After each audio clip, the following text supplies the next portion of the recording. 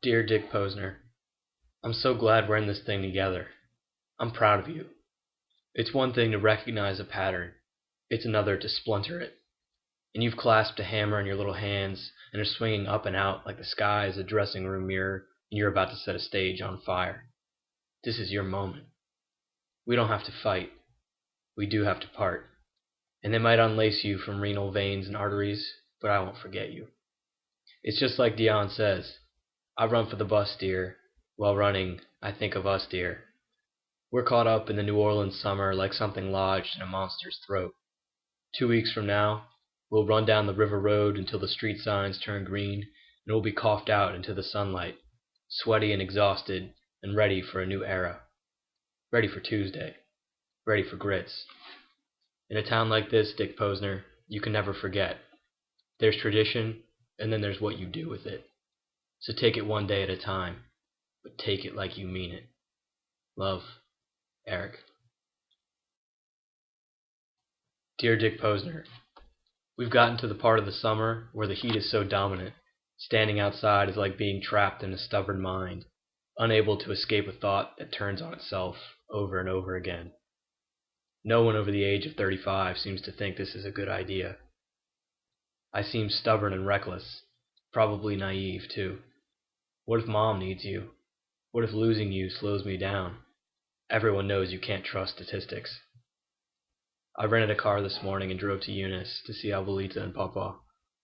Abuelita has a missing tooth and a stomach tube that Papa pours artificial milk and ground pills into 5 times a day.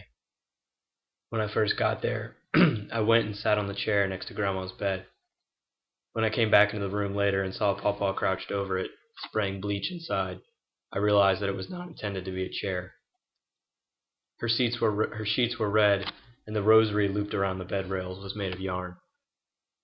Papa and I had ham sandwiches and root beer for lunch. We moved a table saw from the driveway to the back patio.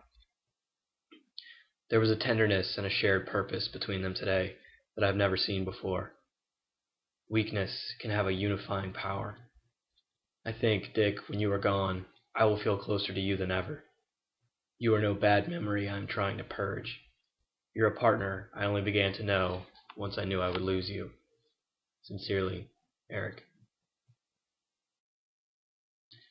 Dear Dick Posner, they tell me I have a low platelet count. I called the cab driver named Jazz, and she took me to Ochsner again on Friday so that they could draw more blood. The HEMA lab was wallpapered with Times-Picayune spreads about the Saints.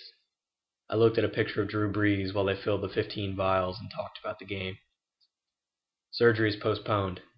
I thought we would be headed in tomorrow morning, but now it might be Wednesday or Friday or next summer. I know you're ready.